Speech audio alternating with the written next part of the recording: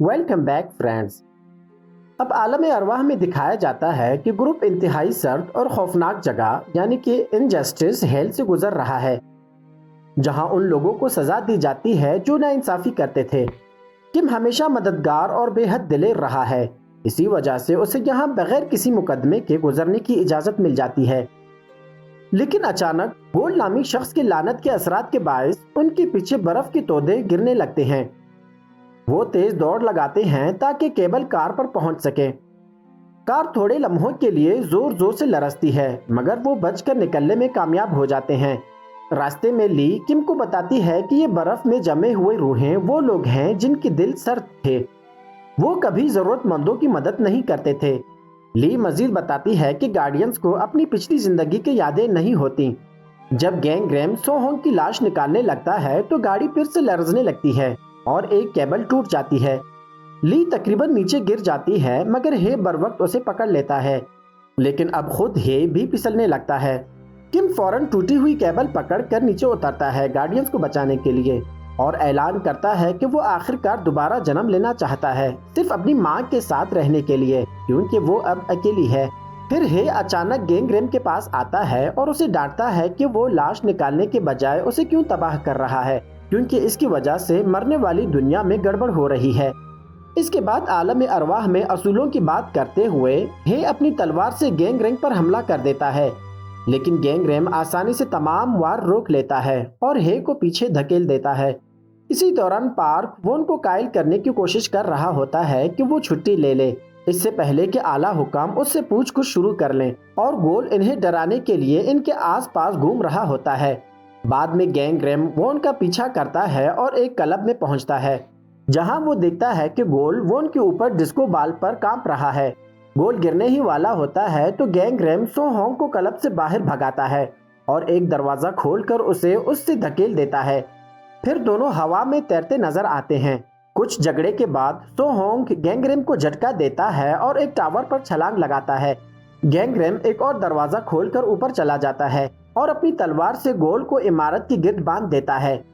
جب gang RAM بدلے کی بات کرتا ہے تو سونگ ہونگ بتاتا ہے کہ وہ اپنے بھائی سے ناراض نہیں، بلکہ اسے اس لیے غصہ ہے کیونکہ اسے زندہ دفن کر دیا گیا تھا۔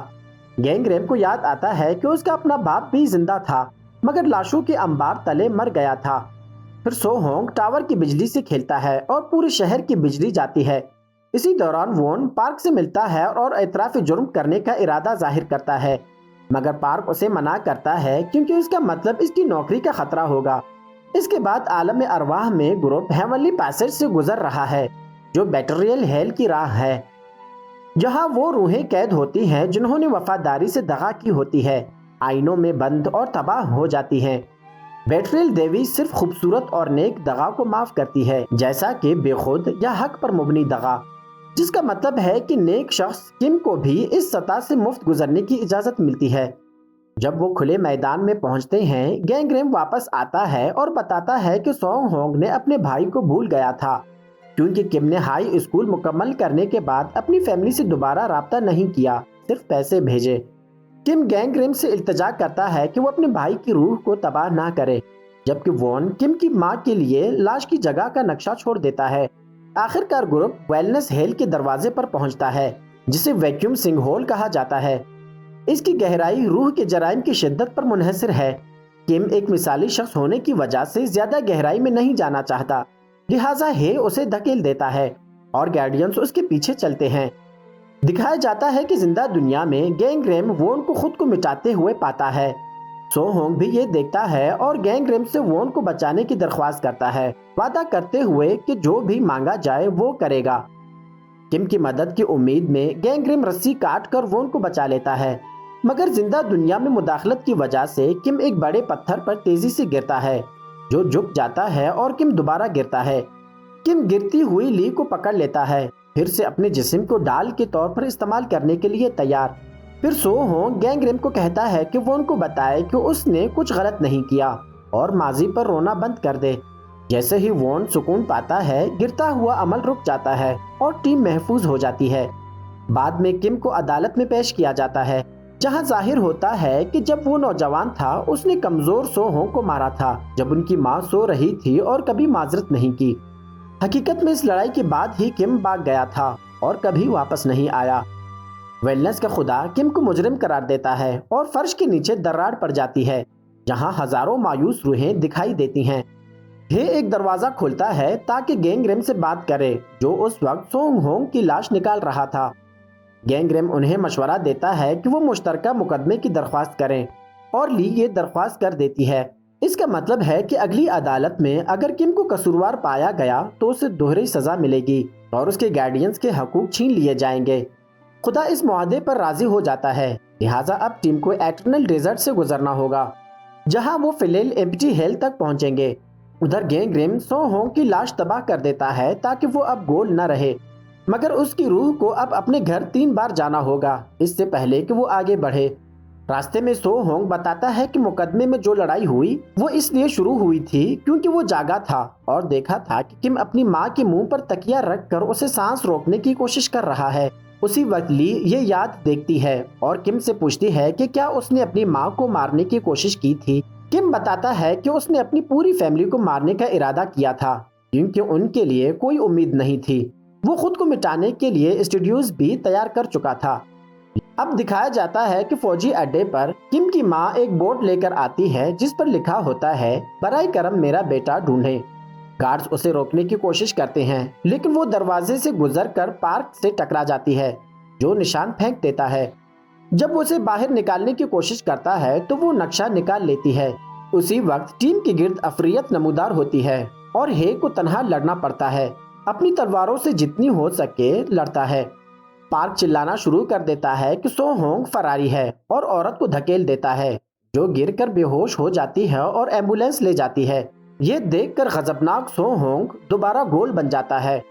وہ گینگریم کو اتنی زور سے دھکا دیتا ہے کہ ایک زلزلہ سا پیدا ہو جاتا ہے جو پوری فوجی اڈے کو زمین پر گرا دیتا ہے اور عالم ارواح میں ریت کا طوفان پیدا کر دیتا ہے۔ پھر سو ہونگ غصے میں لپٹا ہوا گرد غبار بن جاتا ہے اور بجلی اور آگ کے گولے پھینک کر اڈے کو تباہ کر دیتا ہے اور اپنی جسامت بہت بڑھا لیتا ہے۔ گینگریم پورے علاقے میں ٹیلی پورٹ کر کے ہر فوجی کو بچانے کی کوشش کرتا ہے سوائے پارک کے جو ایک ٹرک تک دوڑتا ہے۔ پارک ٹرک لے کر بھاگنے کی کوشش کرتا ہے مگر گرد غبار ٹرک کو اٹھا لیتا ہے اور سو ہونگ اسے تباہ کرنے کے لیے مار دیتا ہے۔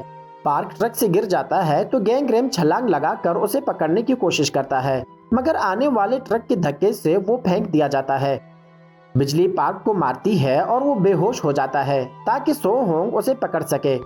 مایوس گینگریم ہے کو پکار رہا ہوتا ہے جو اچانک نمودار ہوتا ہے اور گرد غبار کے بیچ کود کر پارک کو بچا لیتا ہے۔